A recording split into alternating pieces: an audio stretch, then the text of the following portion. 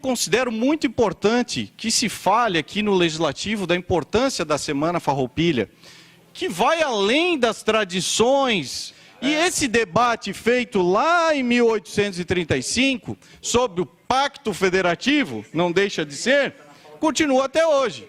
Na época se questionavam a quantidade de tributos pagos ao Rio de Janeiro e que não se tinha autonomia suficiente, não se tinha representatividade suficiente. Hoje nós questionamos Brasília. Voltando ao assunto da cultura, e falando novamente a vereadora Adriana Alcântara, dizer que o destino quis, que a vereadora assumisse em um dia também especial à cultura. Hoje, 20 de setembro, a data especial vinculada à Semana Farroupilha, em frente à Praça das Bandeiras, vai do dia 16 ao dia 25, que está com uma série de programações. E eu considero muito importante que se fale aqui no Legislativo da importância da Semana Farroupilha, que vai além das tradições do CTG, as tradições da cultura, da música. Ela vai em um aspecto fundamental do debate no Legislativo, que ocorre até hoje. Então, para nós resgatarmos, a Semana Farroupilha, ela é relacionada a 20 de setembro de 1835, quando foi iniciada a República Rio-Grandense, a República Piratini, num período que o Brasil vivia algumas dificuldades, aquele contexto de que já era o Império, mas o Dom Pedro I já tinha voltado para Portugal, o Dom Pedro II ainda era jovem, não tinha assumido o trono, e estava no período da regência. E uns anos antes, o Uruguai tinha virado, era a República Cisplatina, a nossa província Cisplatina, pertencia ao Brasil, tinha virado Uruguai em 1828. E aí, o que estava acontecendo nesse momento? Então, é a questão tributária. Falar aqui para o vereador Naifer, que destaca sempre esse tema, questão tributária sendo debatida. Por quê? Porque o charque do Uruguai tinha um preço, uma tributação muito menor quando chegava na nossa capital, Rio de Janeiro.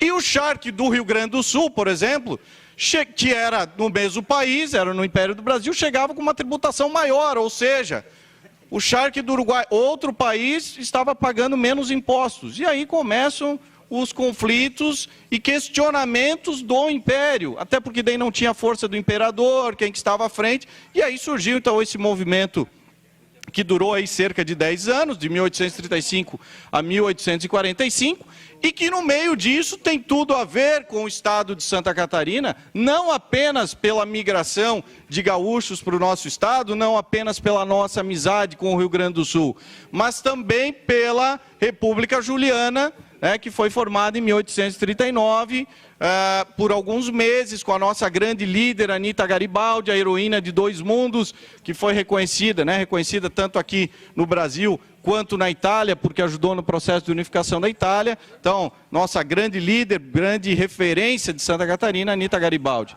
E esse debate feito lá em 1835, sobre o Pacto Federativo, não deixa de ser, continua até hoje. Na época se questionavam a quantidade de tributos pagos ao Rio de Janeiro e que não se tinha autonomia suficiente, não se tinha representatividade suficiente. Hoje nós questionamos Brasília. Que os recursos ficam concentrados em Brasília, que não chegam nos municípios, que não chegam nos estados, e governo após governo se cobra para que se tenha mais autonomia nos estados, mais autonomia principalmente nos municípios onde as pessoas vivem, e que infelizmente o que ocorre hoje em dia são prefeitos, vereadores tendo que ir para Brasília pedir emendas, solicitar para os deputados federais, solicitar aqui também na Assembleia, os governadores indo a Brasília, quanto recurso deveria estar aqui, nos estados e nos municípios. Esse debate permanece até hoje. Estamos falando de quase 200 anos. E o processo continua. Continua tanto que naquele momento se quis autonomia e depois acabou ficando dentro do Império do Brasil. Porém, esses movimentos continuam ocorrendo e são debatidos no mundo, tanto quanto a autonomia da questão do recurso, de que o recurso pago muito, que retorna pouco, quanto outras autonomias, quanto a questão de legislações. Se debate muito, por exemplo, a questão penal, que só pode ser debatida a nível nacional. Os estados não têm autonomia quando, por exemplo, o vereador Nelson Oliveira, que fala sempre muito dos Estados Unidos, dentro dos Estados Unidos, os estados possuem mais autonomia, por exemplo, na questão penal. E existe esse reflexo constante de ter mais autonomia, tanto que alguns locais buscam, muitas vezes, inclusive, se tornar estados soberanos.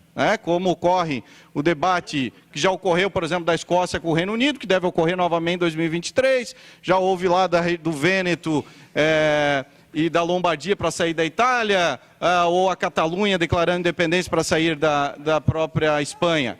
Então, processos que ocorrem sempre nessa reflexão. Até que ponto que vale a pena essa união, até que ponto que nós nos sentimos representados e principalmente a questão de autonomia. Dos recursos estarem sendo aplicados no território onde as pessoas vivem e também de autonomia das legislações. Autonomia para decidir o que é melhor, por exemplo, para o estado de Santa Catarina, aqui no nosso estado. Então, esse é um debate frequente que continua, o debate nas eleições, continua sendo debatido até que ponto que os estados e os municípios têm autonomia. Então, é um legado, mais uma vez, da Semana Farroupilha, da então República do Piratini, da República Juliana, e reforço, então, destacando também a questão cultural do dia 16 ao dia 25, e reforçando, então, que é um grande dia que a vereadora Adriana Alcântara toma posse na Câmara de Vereadores de Balneário Camboriú. Desejo também todo sucesso, ficamos à disposição no que pudermos ajudar durante o mandato. Eu sou André Meirinho, vereador em Balneário Camboriú. Gostou desse vídeo? Comente e se inscreva para acompanhar o nosso trabalho.